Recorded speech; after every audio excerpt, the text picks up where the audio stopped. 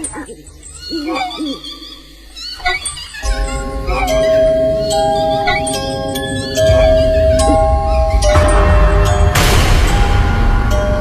muda, sudah siapkah kamu? Saatnya sekarang kamu dengerin. Dan ingat, jangan pernah dengerin ini sendirian. Atau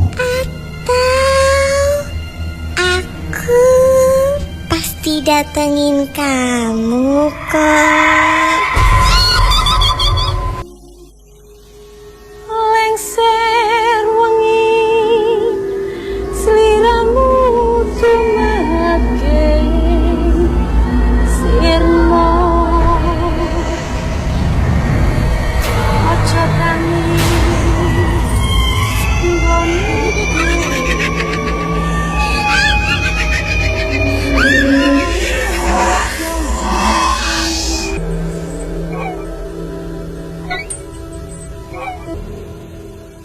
Assalamualaikum warahmatullahi wabarakatuh. Selamat malam Jumat insan muda. Selamat datang kembali di malam yang akan memperlihatkan pada kamu bahwa alam gaib itu ada. Dan alam gaib tidak pernah jauh dari kita. Tidak perlu menggunakan akal dan logika untuk bersentuhan dengan alam gaib ini. Karena alam gaib tidak akan bisa dicerna oleh logika kita. Sebelum kita masuk ke cerita malam hari ini, kami mengucapkan terima kasih sebesar-besarnya pada insan muda yang sudah berbagi pengalaman seramnya untuk kami. Dan terima kasih juga untuk semua kritik dan saran yang sudah diberikan kepada kami. Nah, insan muda, apakah kamu sudah siap untuk mendengarkan cerita-cerita terbaru dan akan membuat mimpi kamu lebih buruk? Sekaranglah saatnya insan muda. Selamat mendengarkan dan ingat, jangan pernah dengerin ini sendirian.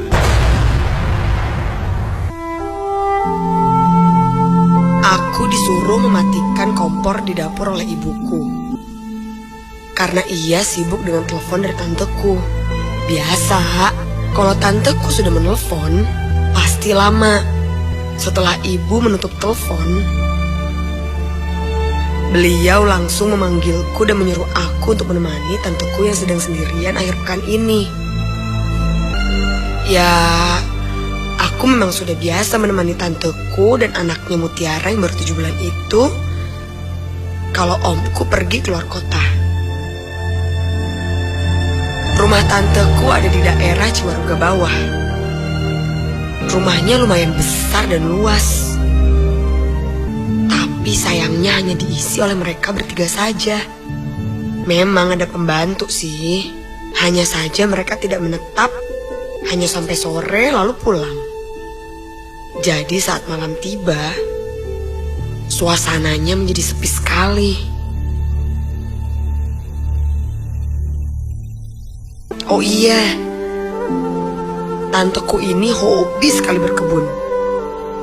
Di tengah rumah tanteku ada sebuah taman yang cukup luas dengan bermacam-macam tanaman hias. Dan terkadang aku suka bersantai di gazebo yang berada di taman itu. Malamnya aku berkemas dan langsung berangkat ke rumah tanteku. Setelah hampir 1 jam perjalanan aku lewati karena macet dan hujan besar, akhirnya aku sampai ke rumah tanteku. Aku bel beberapa kali, tapi tanteku tak kunjung keluar. Apa mungkin udah tidur ya? Aku akhirnya berinisiatif untuk masuk ke pintu belakang. Dari pintu belakang sebelum masuk, aku harus melewati lorong yang memang cukup gelap.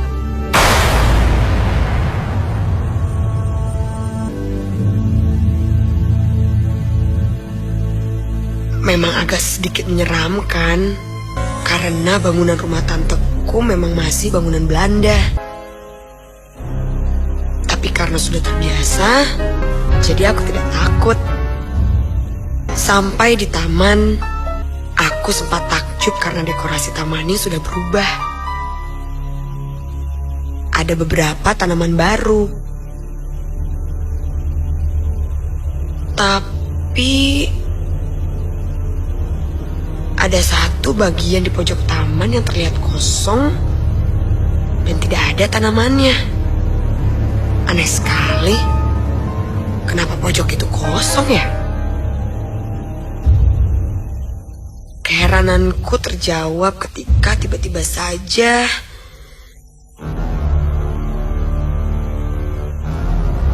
dari belakang tanteku muncul dan memegang pundakku. Besok tugas kamu untuk beli satu pohon untuk diisi di sana ya. Lirih tanteku dengan nada kecapean. Tante nih, kok tante kelihatan capek gitu sih? Ya, tadi Bina pulang kampung, jadi seharian tante ngerjain semua kerjaan rumah. Kata tanteku sambil lanjut mengajakku ke dalam. Di dalam udara terasa hangat sekali, beda dengan keadaan di luar. Tanteku pun masuk ke kamar untuk istirahat, dan aku merebahkan diri di sofa. Sepi sekali. Yang terdengar hanya bunyi detik jam yang sebentar lagi menunjukkan pukul 10 malam. Bunyi detik jam pun lama-lama menghantarkan aku tidur. Besoknya, setelah membantu pekerjaan rumah, sekitar jam 5 aku menepati janjiku untuk membelikan satu pohon yang dimintanya. Tanteku tidak ikut, karena tiba-tiba saja Mutiara sakit demam. Yang pasti dia menyuruhku untuk membeli satu pohon yang agak besar agar bisa mengisi pojok kosong di taman. Lagi-lagi sore itu hujan pun turun. Tak lama aku sampai juga di tempat penjual tanaman hias. Tempatnya itu di sekitaran Jalan Cihideng. Karena macet, jadi aku agak telat. Untungnya masih ada yang jualan. Tapi karena akan segera tutup, aku pun tidak bisa memilih-milih jenis tanamannya dulu. Entah kenapa, mataku terkunci pada satu pohon yang unik. Ukurannya yang lumayan besar, dengan bentuk daun yang agak melancip, dan batang yang kokoh, juga warna dari bunganya yang menarik. Saat aku tanya pohon apa itu, pedagang bunga menjawab kalau itu adalah pohon Kamboja Vietnam. Wah, pasti tanteku senang sekali nih kalau ku belikan pohon ini. Apalagi ini dari Vietnam. Tanpa pikir panjang, aku memutuskan untuk membeli pohon itu. Sampai di rumah, tanteku terkejut saat aku bilang ini pohon Kamboja Vietnam. Tanteku senang dan ingin segera menanamnya. Akhirnya aku pun menanamnya di pojok kosong di taman itu. Pohon Kamboja tampak mengisi taman ini sekarang. Aku merasa capek sekali hari ini. Wah, ternyata jam sudah menunjukkan jam 10:30 malam. Tanteku juga sudah tertidur. Aku duduk di gazebo sambil baca-baca majalah, mencoba untuk rileks sambil menunggu ngantukku. Tiba-tiba saja tercium bau melati yang sangat menyengat. Aku tidak berpikiran aneh saat itu, karena di taman banyak sekali bunga. Tapi aku baru sadar setelah melihat ke sekeliling, tidak ada sama sekali bunga melati. Baunya sangat pekat sekali menusuk hidungku. Aku lalu beranjak menuju ke ruang tengah. Baru saja beberapa langkah, bau melati itu hilang. Aku mulai merinding, jadi aku langsung bergegas masuk ke dalam. Di saat aku melewati dapur, sekilas saja aku melihat sesosok wanita berambut panjang dengan baju putih sedang duduk di kursi, dan dia membelakangiku. Aku langsung berlari masuk ke kamarku, menutup pintu, dan langsung naik ke tempat tidur. Aku menarik selimutku, jantungku berdetak, takut sekali. Baru pertama kalinya aku melihat yang seperti itu. Aku mencoba menenangkan diri dengan beristighfar, tapi tiba-tiba saja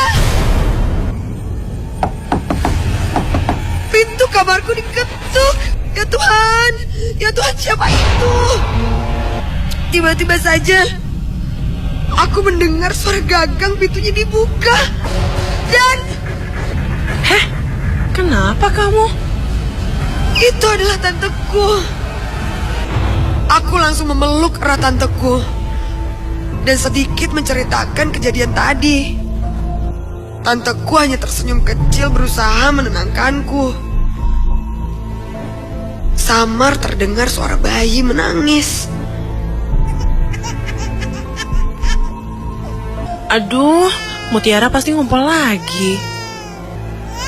Ucap tanteku. Aku diminta tolong untuk menjaganya sebentar, karena dia tidak tahan lagi untuk buang air kecil. Aku pun pergi menuju kamar tante. Pintu kamar tante tertutup, dan saat aku buka, lampunya dimatikan. Suara tangis Mutiara nampak sudah tidak terdengar. Dan saat aku menyalakan lampu, astaga!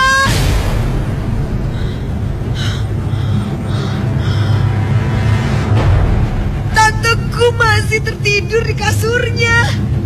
Dan Mutiara pun tidak menangis. Lalu siapa yang tadi di kamarku? Aku langsung membangunkan tanteku. Tante merasa heran mendengar apa yang aku ceritakan. Di rumah ini tidak pernah sekalipun terjadi hal mistis seperti itu. Akhirnya aku pun tidur di kamar tante dan tidak membahas lagi hal itu. Tante sudah tertidur pulas sekali. Aku bersiap untuk tidur. Dengan posisi aku, lalu Mutiara, dan tanteku. Dan dengan lampu yang menyala. Karena aku masih takut. Saat aku berbalik, aku melihat gorden jendela yang menghadap ke taman dari kamar belum tertutup. Aku jadi sedikit tidak nyaman dengan gorden yang terbuka itu. Aku memutuskan untuk menutupnya. Belum sampai aku menutup semuanya, aku melihat sebuah bayangan putih yang berada di pojok taman tepat di pohon kemboja itu. Dan semakin jelas, bayangan putih seperti asap itu berubah menjadi pocong. Aku tidak bisa teriak. Lalu aku berbalik badan dan pocong itu sudah berada tepat di depanku.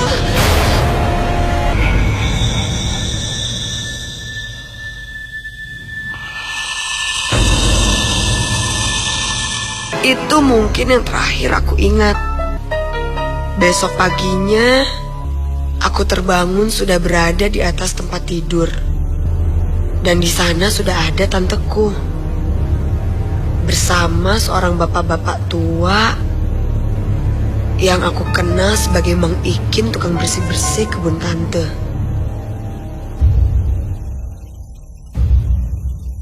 Tanteku bilang bahwa semalam aku tertidur di lantai. Mang Ikin pun bertanya ada apa semalam. Aku menceritakan kembali bahwa aku melihat pocong di dekat pohon kamboja di pojok taman. Mang Ikin nampak mengerutkan dahi, lalu mengajak aku dan tanteku melihat pohon kamboja itu. Mang Ikin bertanya dari mana aku mendapatkan pohon itu.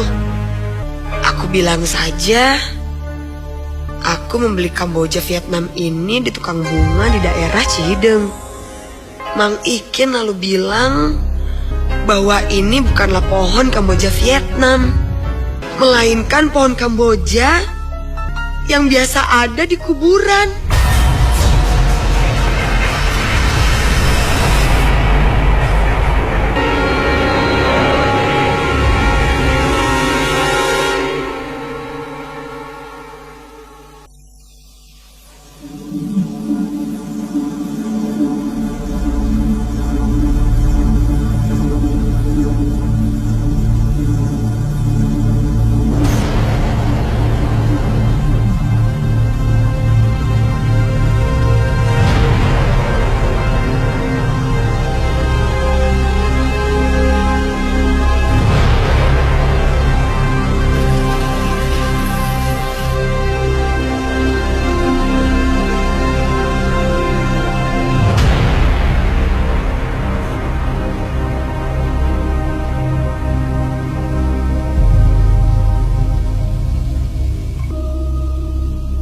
Hai insan muda, selamat malam. Nama aku Tami, panggil aja Uta. Aku masih sekolah di salah satu SMA negeri di Bandung, kelas 3. Aku awalnya sempat ragu mau nyeritain ini karena takut. Tapi setelah dengerin nightmare terus menerus selama beberapa hari ini tentang testimoni Pasupati, ya akhirnya aku beraniin deh. Kejadian ini terjadi pada April 2010. Aku ingat banget waktu itu aku bertiga sama teman sekelas aku habis nonton di Ciwok. Waktu itu sekitar jam 10 apa jam 11 gitu. Nah, kita semua masing-masing bawa motor dan pulang ke arah Ujung Berung. Jadi, aku sama teman-teman pasti belok kiri di Cihampelas dan naik jembatan Pasopati. Teman aku dua-duanya cowok. Dan mereka naik motornya sangat ngebut. Nyebelin banget kan? Mereka naik duluan ke Pasopati. Aku sih nyantai aja. Serem juga sih kalau ngebut-ngebutan, jalannya licin lagi. Nah, pas aku udah di jembatan Pasopati, dari jauh aku lihat 2 motor teman aku di depan. Aku hafal banget tuh motornya. Tapi anehnya lagi, aku tuh lihat mereka lagi bonceng orang gitu. Dua-duanya cewek, soalnya rambutnya panjang, pakai baju putih gitu deh. Aku waktu itu takut duluan dan akhirnya ngebiarin mereka maju duluan. Asli, serem banget. Besoknya di sekolah, aku tanyain kepada mereka. Ternyata, katanya motor mereka tiba-tiba berat pas di jembatan gitu. Dan tiba-tiba ada yang memeluk pinggang gitu. Aduh, untung aja aku nggak ngalamin hal yang sama.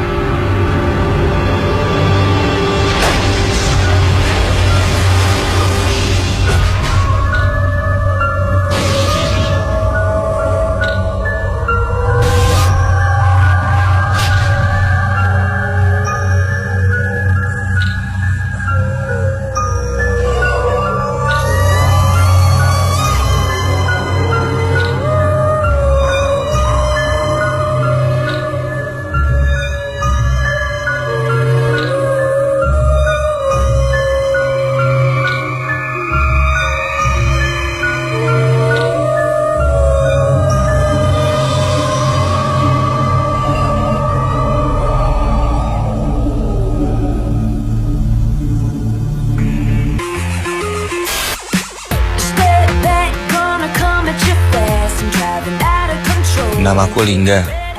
Aku tidak pernah menyangka akan mengalami hal seperti ini. Aku hanya seorang mahasiswa yang menghabiskan waktu untuk kuliah, bermain, dan kumpul dengan teman-temanku.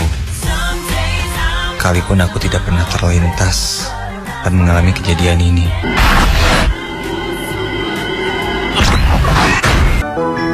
Malam itu, Putri sepupuku memintaku untuk mengantarnya ke rumah temannya di daerah Jalan Dr. Slamet untuk mengambil bukunya yang ketinggalan.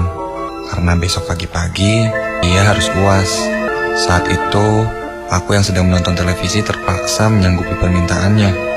Ya, walaupun sudah lewat jam 11 malam, maklumlah, aku memang menumpang di rumah saudaraku itu. Jadi, mau tak mau, aku harus mengantarnya. Lagi pula, cuma aku anak laki-laki di rumah itu. Selang beberapa menit, aku sudah berada di perjalanan dengan mobil dan mengarah ke jalan Ciampelas. Kemudian aku berbelok ke jalan kecil, Jalan Dokter Slamet. Akhirnya sampailah aku di sebuah rumah besar yang berpagar hitam menjulang. Sepupuku turun lalu membuka pagar. Aku memutuskan untuk menunggu di dalam mobil saja. Aku malas berbasa-basi dengan teman sepupuku. Pula, pasti dia tidak akan lama mengambil bukunya. Tak lama, aku melihat seorang perempuan keluar dari rumah itu dan menggandeng sepupuku masuk. Aku yang menunggu di luar hanya duduk diam di dalam mobil sambil memandangi lingkungan di sekitar jalan tersebut. Dan tiba-tiba saja mataku tertuju ke sebuah lahan luas yang dipenuhi pepohonan dan sebuah pos keamanan lingkungan. Aku tidak berpikir apa-apa sampai hujan. Padahal baru sore tadi aku mencuci mobil. Sudahlah. Aku kembali memandang ke arah pepohonan itu yang bergerak sana kemari tertiup angin. Tapi perhatianku teralih pada sebuah pohon pisang di lahan luas tersebut. Aneh. Pasalnya pohon pisang itu bergerak melawan arah angin. Dan salah satu daunnya bergerak semakin cepat. Seperti ada sesuatu yang menggerakkannya. Dan sesuatu keluar dari semak-semak pohon pisang tersebut. Ya Tuhan, itu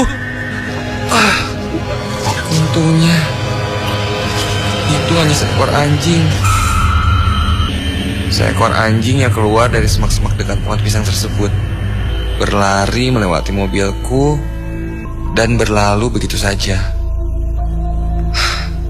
Cukup untuk membuatku kaget malam itu. Dari dalam mobilku, aku mencoba melihat ke arah dalam. Tampaknya sepupuku masih lama di dalam. Aku mulai menyendarkan badanku, memandang ke arah taman. Dan aku tidak tahu kenapa, saat aku lihat lagi, daun pohon pisang tadi masih bergerak-gerak. Padahal sekelilingnya tidak ada pohon yang bergerak terkena angin. Aku mencoba berpikir positif bahwa itu pasti masih anjing yang tadi. Tapi ketika aku perhatikan lagi, ternyata itu bukan anjing. Namun ada sesuatu yang lain yang bergerak di bawah pohon pisang itu. Seperti batang pisang tapi tidak begitu jelas. Aku segera merogoh laci mobil dan mengambil kacamata. Dan astaga, setelah aku melihat memakai kacamataku, jelas terlihat kalau benda yang ada di bawah pohon pisang itu bukan batang pisang, tetapi ya Tuhan, itu pocong. Aku mengedipkan mataku berkali-kali. Ya, aku berharap aku salah lihat. Tapi jika aku memastikan lagi, astaga, makhluk yang tadi ada di bawah pisang itu sudah tidak ada. Dan dia sudah terlentang di dalam mobil dengan kepala yang berada di pangkuanku. Aku berteriak-teriak ketakutan. Lalu tiba-tiba, Lingga, woi, Lingga, lo kenapa? aku mendengar suara sepupuku. Dan saat aku melihat, ternyata sepupuku Putri sudah duduk di sampingku sambil menguncang-uncang tubuhku. Aku mencoba menjelaskan semuanya dengan panik. Sepupuku tidak begitu menghiraukanku dan hanya memberitahuku kalau urusannya sudah beres dan segera mengajakku pulang. Sepanjang jalan, aku hanya terdiam dan berusaha menenangkan diri. Begitu tiba di rumah, aku melihat teman-temanku Alvin, Ridwan, dan Ferry sudah duduk di teras rumah. Ternyata mereka telah menungguku sejak tadi. Aku mengajak teman-temanku itu masuk dan langsung menceritakan semua kejadian tadi. Mereka cuma tertawa mendengar ceritaku dan bilang kalau mereka juga pernah mengalaminya. Setelah bercerita banyak, aku memutuskan untuk ke kamar mandi untuk membersihkan muka. Dan ketika aku kembali, rupanya Alvin, Ridwan, juga Ferry sudah tertidur. Aku pun segera menyusul mereka tidur dan langsung mengambil tempat di tengah-tengah mereka. Tapi kenapa perasaanku bilang kalau ini belum berakhir? Sudahlah, aku pun segera tidur.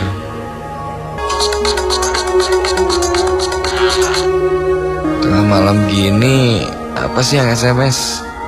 Pikirku heran, dan dalam keadaan mengantuk, aku membaca SMS itu. Pelan-pelan aku membaca isinya. Mas Lingga kok pulang duluan? Aku kan masih di rumah Rani. Ayo cepat jemput aku lagi. Gila, rasanya lemas ketika aku terbangun dan baca SMS itu. Lalu siapa yang tadi pulang bersamaku? Dan ketika aku melihat ke sebelah, teman-temanku Alvin, Ridwan, juga Ferry, astaga, mereka sekarang sudah berubah. Sekarang aku tertidur di antara tiga sosok yang terbungkus kain putih. Mukanya lebam, tak tertutup kapas. Ini pocong. Aku langsung berlari keluar kamar. Lalu ketika aku buka pintu, astaga, sepupuku sudah berdiam di hadapanku. Dia melihatku dengan wajah tersenyum dan tiba saja HP-ku bergetar dan saat aku melihat, ternyata telepon itu dari sepupuku. Dan dengan rasa penuh takut dan penasaran, aku mengangkat telepon itu. Samar terdengar suara Putri. Halo, Lingga, ayo cepet jemput Mas. Mas, ternyata Putri itu saudaranya Alvin, teman Mas. Di sini juga ada Kak Ferry dan Kak Ridwan. Katanya Mas Lingga disuruh sini. Lagian ngapain Mas Lingga diem di rumah sendirian? Pakai pulang duluan lagi.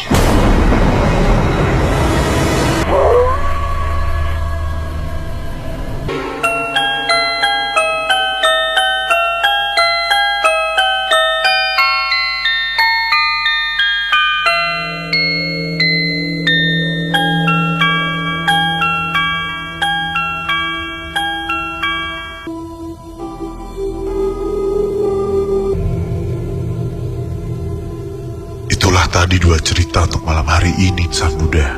Semoga kamu bisa mengambil hal baik dari dua cerita yang tadi telah diberikan. Dan semoga juga kamu bisa lebih peka dan waspada akan dunia gaib. Kami pamit, Insan Muda. Selamat bermimpi buruk dan juga ingat, jangan pernah kamu dengerin sendirian.